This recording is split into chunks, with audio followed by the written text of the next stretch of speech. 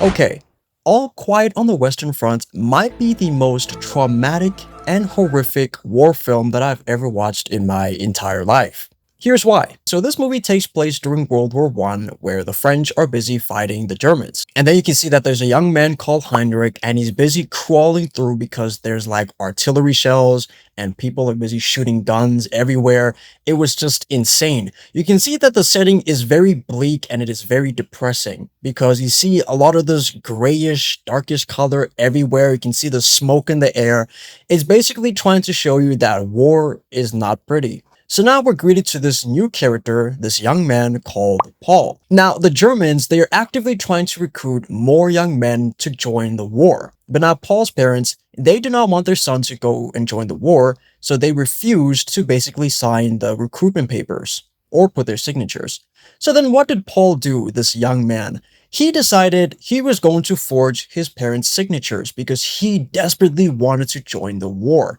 And that was his biggest mistake because why would you actively want to join a war knowing that so many young men are busy dying out there? Why would you want to do that? Why? And that's because a lot of these young men were brainwashed. And I remember there was this one scene that really set the tone of the entire movie. The parts where the remaining German soldiers, they moved around the battlefield, basically collecting the uniforms of the deceased soldiers, to basically clean them for the newer recruits.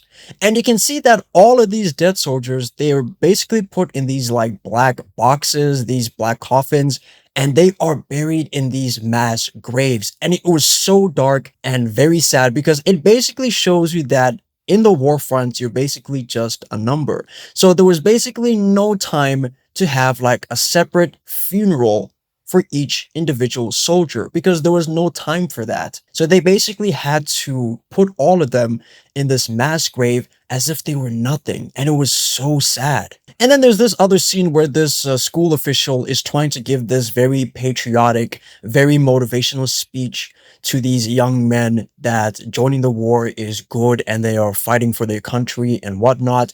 And I just thought to myself, they are basically brainwashing these young men because if you look at the images of the young men, you can see that they're very excited, very starry-eyed, they are very bright and happy, and the thing is they don't even realize what's going to happen after a few months when they join the battlefield. And then another crazy part was when Paul received the uniform of Heinrich, the man who passed away at the beginning of the movie. So Paul was thinking to himself, wait, why is this name here? Because this is my uniform. So he went back to the senior official and told him, so listen, there's like a name here, but it's not my name. It belongs to somebody else. So then the senior official tells him, oh, it was just a mistake. And he rips off the name and just throws it onto the ground. And you can see on the ground, there's like all these different name tags. And it's just so crazy because it basically means like all these soldiers who died meant nothing. They were just numbers. So then we move on to when Paul actually fought the French. Can you see a massive difference? Look at his face from the beginning of the movie to when he joined the battlefield.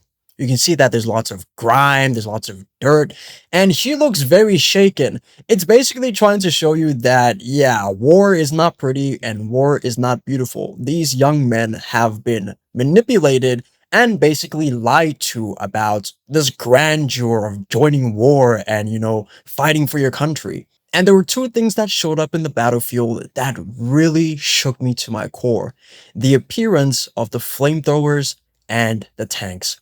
So then we basically have these French soldiers and they have these flamethrowers and they're basically spraying all of this fire across the entire battlefield. It was so crazy because you can see that the Germans, they are burning alive, and it was just insane to me. Like, it was so tragic. I didn't even know how to feel about that. And I think the most unfair part was like when the Germans were busy hiding in the trenches, and then out of nowhere, the French appeared and they decided to shoot their flamethrowers inside of the trenches. Like, they basically had no fighting chance. The Germans had no fighting chance in the trenches. And then we have the freaking tanks. The tanks just showed up out of nowhere. And I was thinking to myself, what are these guys gonna do?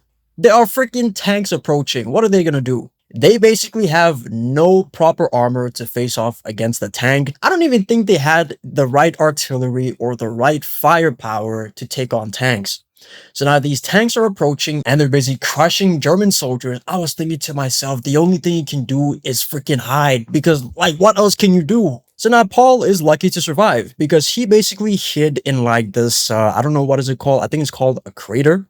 So he hid in a crater and then he fought off like this other French soldier. And what really broke my heart was when Paul decided to like open like the jacket of the French soldier and then he sees like the French soldier's family. He sees the pictures of his wife and his kid and it was so sad and it was heartbreaking because at the end of the day, even though the French and the Germans were fighting each other, they were both enemies to each other, they were basically human beings. They had families, they had children, and it was so sad. Like now, these young soldiers, they would not be able to return to their families because of this war. And you know, as the movie progresses, you can see that Paul doesn't smile anymore.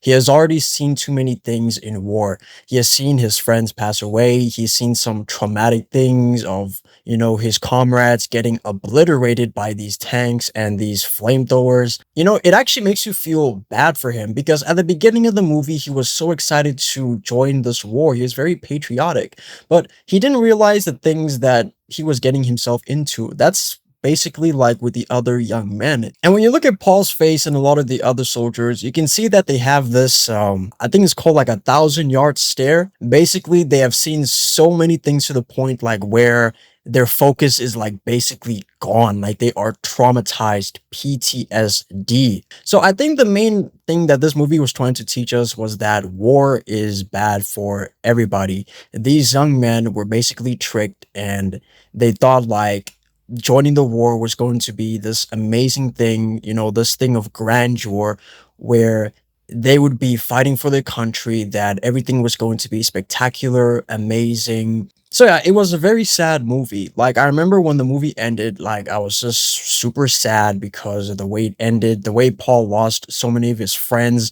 and the way that these young men just joined the war without even realizing the things that they were going to see. It was just so tragic, and it was a really good movie, and yeah.